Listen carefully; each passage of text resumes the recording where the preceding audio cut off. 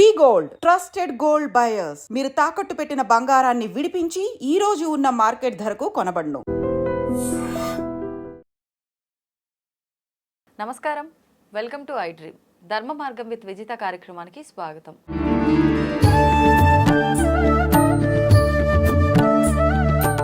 ప్రస్తుతం మనతో పాటు ఉన్నారు లలిత ఉపాసకులు, ప్రముఖ జ్యోతిష వాస్తు పండితులు శ్రీ నానాజీ పట్నాయక్ గారు. ఇప్పుడు వారితో మాట్లాడదాం. నమస్కారం గురువుగారు. శ్రీమాత్రే నమః. గురువుగారు, ఏకాదశి మనకు ప్రతి నెలలో కూడా వచ్చే ఏకాదశి ఎప్పుడూ కూడా మంచి పరమ పవిత్రమైనదే. ఆ రోజున ఉపవాసానికి ప్రత్యేకము అని చెప్పుకుంటూ ఉంటాం. ప్రత్యేకించి ఈ మాఘమాసంలో వచ్చే ఏకాదశిని భీష్మ ఏకాదశి అని చెప్పి పిలుచుకుంటున్నాం. ఏంటి ఈ ఏకాదశి ప్రత్యేకత? ఈ రోజున ఆచరించాల్సిన విధి విధానాలు ఏంటో తెలియజేయండి. తప్పకుండా అమ్మా. మనకి ఈ విష్ణు సహస్రనామాలు ఏవైతే ఉన్నాయో భీష్ముడు చెప్పినటువంటివే అంపశయ మీద ఉండగా చెప్పడం జరిగింది. భీష్మ ఏకాదశి నాడు భీష్ముడికి తర్పణాలు వదులుతారు, భీష్ముడిని ఆ రోజు తలుచుకుంటారు. అయితే మనం భీష్ముడి ద్వారా మనం నేర్చుకోవాల్సినవి చాలా ఉన్నాయి. ఇప్పుడు రామాయణ మహాభారతాల ద్వారా ఒక్కొక్క క్యారెక్టర్ ద్వారా మనం ఒకటి నేర్చుకోవాలి. ఫస్ట్ ఆఫ్ ఆల్ ఏంటంటే మనం నేర్చుకోవాల్సింది అష్టవసువుల్లో ఒకరు భీష్ముడు. అలాంటి అష్టవసువులు మనకి వసువులు, దేవతలు, యక్షులు, గంధర్వులు ఇలా ఉంటారు. వాళ్ళకి కూడా కర్మ అనుభవించడం తప్పదు అనే విషయం మనం నేర్చుకోవాలి. ఆయన భూమి మీదకి పుట్టడానికి గల ముఖ్యమైన కారణం ఏంటంటే ఆ యొక్క గోవుని, ఆ కామదేవుని దొంగలిస్తారు 8 మంది కలిసి. అందులో ప్రధాన పాత్ర భీష్ముడిది ఉంటుంది. అలా ఉన్నప్పుడు ఆ శాపగ్రస్తులై మీరందరూ భూమి మీద పుట్టాలి, కాకపోతే భీష్ముడు మాత్రం కొంతకాలం భూమి మీద ఉంటారు. మిగతా వాళ్ళందరూ కూడా అంటే వాళ్ళు కోరుకుంటారు మేము భూమి మీద అంతసేపు ఉండలేము అంటే, ఇలా పుట్టి అలాగా మళ్ళీ జన్మ అయిపోయేలాగా. అందుకే గంగాదేవి ఒక్కొక్కరిని పుట్టగానే తీసుకెళ్ళి గంగలో కలిపేస్తూ ఉంటుంది. ఆ రకంగా మనకేమనిపిస్తుంది స్టోరీ చూసినప్పుడు, అది ఇదేంటి పుట్టినట్టుగా చేస్తుంది ఏంటి అనుకుంటున్నాను. వాళ్ళ వరం అది యాక్చువల్గా. అది ఓకే. అంటే దీనివల్ల మనం నేర్చుకోవాల్సింది ఏంటంటే, నువ్వు ఎంత గొప్ప వాడివైనా సరే కర్మ వదిలిపెట్టదు. Point number 1.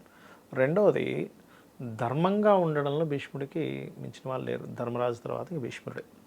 అయితే అదేవిధంగా కొన్ని ఇప్పుడు తండ్రి కోసం త్యాగం చేయడం కానివ్వండి, అలాగే భీష్ముడు తనకి స్వచ్ఛంద మరణం, ఎవరు అతన్ని చంపలేరు, ఎందుకంటే తండ్రి ద్వారా అతను వరాన్ని పొందుతాడు.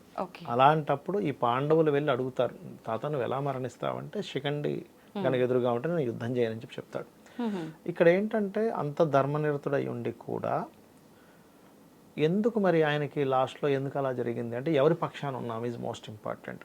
మనం ఎంత పర్ఫెక్ట్గా ఉన్నా మనం ఏ గ్రూప్లో ఉన్నాం, ఇది మనకి మహాభారతం చెప్తుంది. ఇప్పుడు శ్రీకృష్ణ పరమాత్మ అటు ఉండకుండా ఎందుకు ఇటు ఉన్నాడంటే ధర్మం వైపు ఉండాలి. కాకపోతే ఆయనకు తప్పలేదు. భీష్ముడికి ఏంటంటే ఇంకా అక్కడ ఉన్న సిచ్యువేషన్కి అక్కడ తప్పలేదు, ఆయనకి తప్పకుండా ఉండవలసి వచ్చింది. ఆయనకి తెలుసు నేను కరెక్ట్ ప్లేస్లో లేనని. కానీ ఎందుకు అనేటువంటిది అంటే మన భీష్ముడు వల్ల మనం ఇన్ని విషయాలు తెలుసుకోవచ్చు. అయితే భీష్మ ఏకాదశి నాడు మనం ప్రతి ఏకాదశికి విష్ణువుని ఆరాధిస్తాము, ఖచ్చితంగా ఉపవాసం ఉంటాము. ఉపవాసం ద్వారా ఆ యొక్క ఫలితాన్ని విష్ణువు తీసుకొని మనకి మోక్షాన్ని, అదేవిధంగా పాపాన్ని దగ్ధం చేస్తాడు, మనల్ని పాపరహితుల్ని చేస్తాడు అనేటువంటిది మనకి శాస్త్రాల్లో ఉన్నటువంటిది. భీష్ముడిని మనం గనక ఆ రోజు భీష్ముడిని తలుచుకోవడం, ఓం భీష్మాయ నమః అనేటువంటి జపం చేయడము, లేకపోతే భీష్ముడి పేరు మీద మనం ఏదైనా స్వయంపాకం ఇవ్వడము, తిరోధకాలు వదలడము. అంటే మనకి స్వయంపాకం అంటే బియ్యము, 2 రకాల కూరగాయలు, పప్పు, ఉప్పు ఇవ్వడం, ఇవి చేయడము, ఆ రోజు వదలడం, తర్పణాలు వదలడం కనుక చేసినట్లయితే ముఖ్యంగా వంశ అభివృద్ధి ఉంటుంది అంటూ ఉంటారు. వంశాభివృద్ధి ఉండడము, అదేవిధంగా మనకి అకాల మృత్యు దోషాలు, ఆయుష్ గండాలు ఉంటాయి కొన్ని. మనకి జన్మజాతకంలో అష్టమ స్థానం పాడైంది అనుకోండి, అష్టమ స్థానము 3వ స్థానము అంటారు. అంటే ఎవరికైనా సరే ఇప్పుడు మరణం రావాలనుకోండి, ఎట్ ఏ టైం ఒకటేసారి ఒక 4-5 పాయింట్స్ కదలాలి.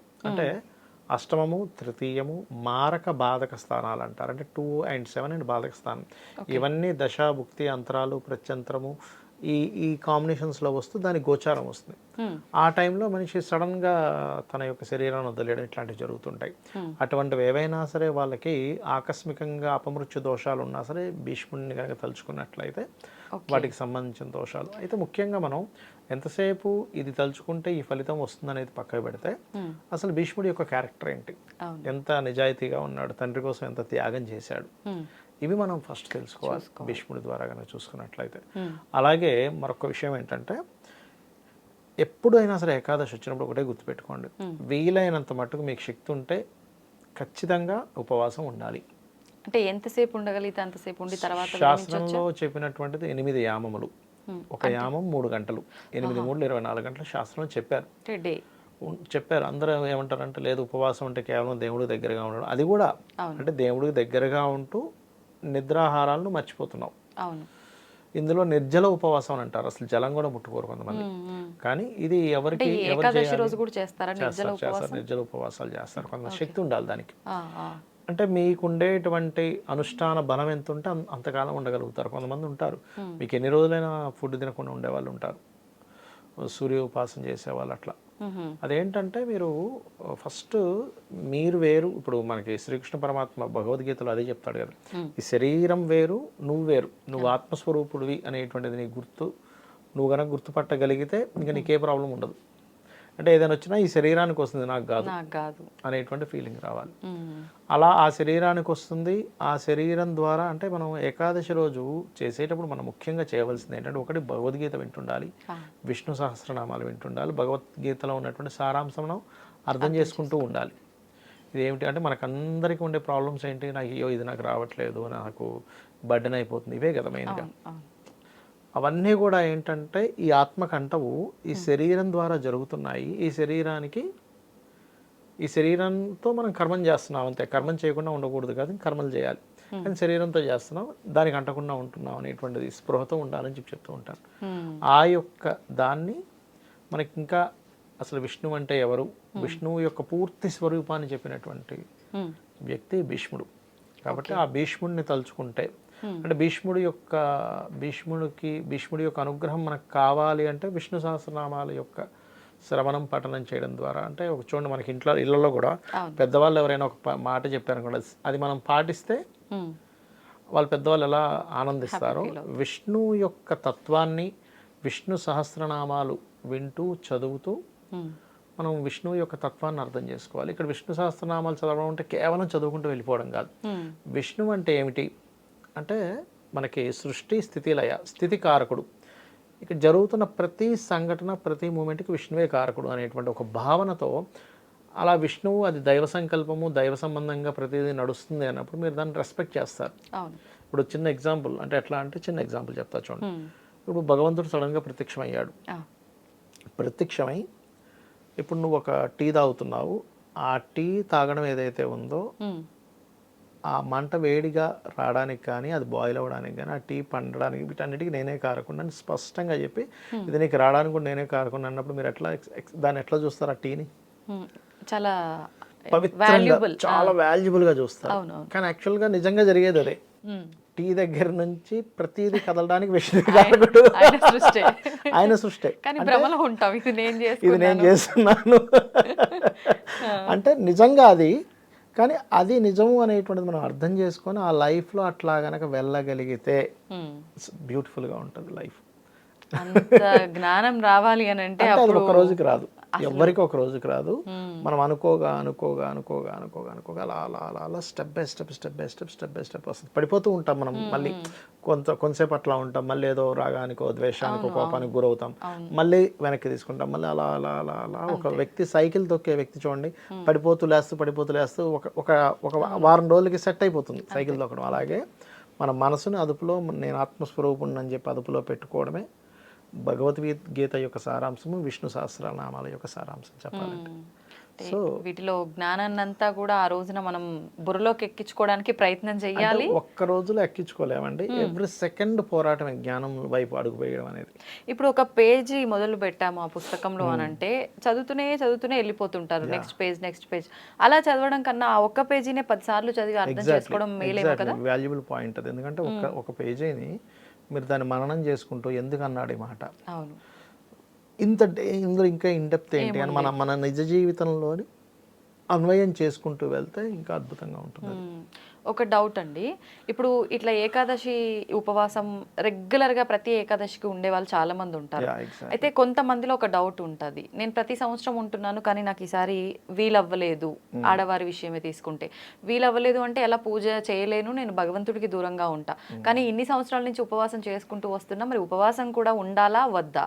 ఈ డౌట్ చాలా మందిలో ఉంటుంది. అలా ఉండొచ్చు అంటారా ఉపవాసం పీరియడ్స్ సమయంలో? తప్పేం లేదా? ఉపవాసం ఉండడం వల్ల ఏమిటంటే సైంటిఫిక్గా మ్మ్. మీకు బాడీ క్లీన్ చేసుకుంటుందండి మనల్ని. మీరు ప్రతి ఏకాదశి చూడండి ప్లానటరీ పొజిషన్స్లో సన్ అండ్ మూన్ 11/5 యాక్సిస్లో ఉంటాయి. అంటే సన్ నుంచి మూన్, మూన్ నుంచి సన్ 5వ స్థానంలో కానీ 11వ స్థానంలో కానీ ఉంటుంది. హా. అంటే దీనివల్ల ఏముంటుందంటే 5 and 11 హౌజెస్ ఆస్ట్రాలజికల్గా ఇమ్యూనిటీ హౌజెస్ అంటారు. మ్మ్. మన బాడీకి ఇమ్యూనిటీ కావాలి అంటే లోపలంతా క్లెన్జనింగ్ అవ్వాలి, క్లీన్ అవ్వాలి. అవును. మనం 24 గంటలు తినే కార్యక్రమం చేస్తుంటే అసలు దానికి క్లీన్ చేసుకునే టైం ఉండదు విరామం దానికి. ఉండదు దానికి first. అందుకే చూడండి, ఏదైనా మనకి ఏదైనా జబ్బు చేసింది అనుకోండి, ఫస్ట్ లోపల ఉన్న ఇమ్యూనిటీ ఏం చేస్తుంది, మనం మూతికి లాక్ చేస్తుంది, చేదునిస్తుంది, నువ్వేం తినకు అని. నాయన నువ్వేం తినకు, నేను లోపల పనులు ఉన్నా అని. ఎందుకంటే మనం ఏదైనా తిన్నాం అనుకోండి ఫస్ట్ అరిగించాలి, అరిగించకపోతే పాడైపోద్ది లోపల ఫుడ్. అందుకని అదేం తినొద్దు అని చెప్తుంది. మనం తెలియ కదా, నర్రే నువ్వు ఇప్పుడు ఇది కాదు ఇంకోటి తినాలి, ఇంకా వీక్ అయిపోతావు తినేయాల్సింది. తిను తిను తిను. అవునవును. అట్లా ఏంటంటే ఎవ్రీ 15 డేస్కి ఒకసారి ఏకాదశి వచ్చినప్పుడు మనం ఎప్పుడైతే తినమో, దైవ ఆరాధనలో ఉంటామో, దైవారాధన ఈజ్ ఈక్వల్ టు మళ్ళీ ఇమ్యూనిటీని బూస్టప్ చేసుకోవడం. ఆటోమేటిక్గా దీని మీద ఒక అతనికి నోబెల్ ప్రైజ్ వచ్చింది జపాన్లో. ఓ. ఎందుకు ఏమని వచ్చిందంటే, ఆయన ఏం రీసెర్చ్ చేసి ఏం కనుక్కున్నాడంటే, ఏకాదశులు చేసే వ్యక్తికి ఫస్ట్ క్యాన్సర్ అటాక్ రావడం తగ్గుతుంది, ఆహా.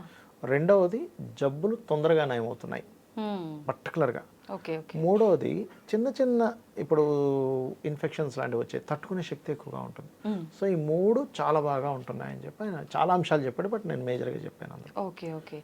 మొత్తానికి ఖచ్చితంగా ఏకాదశి ఉపవాసం హెల్త్కి చాలా మంచిది. ఉండగలిగిన వాళ్ళు ఉండటమే ఉత్తమం. ఎందుకంటే డాక్టర్ హెగ్డే అని ఒక ఆయన ఉంటాడండి, ఆయన మీరు వీడియోస్ చూడండి తెలుస్తుంది. అందులో ఆయన ఏం చెప్తాడంటే, ఆయన యాక్చువల్గా ఒకప్పుడు అలోపతి డాక్టర్ ఆయన, దాని తర్వాత దాని నుంచి వచ్చేసి అసలు ఇమ్యూనిటీ ఈజ్ మోస్ట్ ఇంపార్టెంట్. ఆయన అంత డాక్టర్ అయి ఉండి కూడా ఆయన కూడా దానాలు ఇమ్మని చెప్తాడు, ఆయన కూడా డాక్టర్ హెగ్డే, మీరు వినండి. అండ్ అట్లాగే మనం ఏంటంటే డాక్టర్ హెగ్డే గారు చెప్పేది ఏంటంటే, మీ ఇమ్యూనిటీ ఈవెన్ మీకు హార్ట్లో హోల్ అయినా కూడా మీరు నా ఇమ్యూనిటీ బలంగా ఉందని బలంగా పెంచుకోగలిగితే హార్ట్ హోల్ కూడా మీకు క్లియర్ అయిపోద్దని చెప్తాడు ఆయన. ఓకే. సో అంటే ఏంటి, మన ఇమ్యూనిటీ పెంచుకునేటువంటి ప్రాసెస్ ఇది ఏకాదశి. మన వాళ్ళు పెద్దవాళ్ళు అందుకే పెట్టారు. ఓకే. దానికి ప్లానటరీ పొజిషన్ కూడా అనుకూలించాలి కాబట్టి ఆ రోజు 3/11 5/11 దీంట్లో ఉంటాయి ప్లానెట్స్ అవి.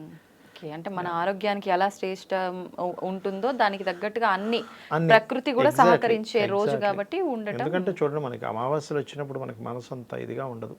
మీ వీక్ మూన్ వాళ్ళకి ఇంకా అచంచలంగా ఉంటారు వాళ్ళు. అంటే ఏమిటి, ప్లానటరీ యొక్క పొజిషన్స్ మన దాని మీద ప్రభావం చూపిస్తుందనే కదా. అవునవును. మంచి విషయాలు తెలియజేశారండి, ధన్యవాదాలు. శ్రీమాత్రే నమః.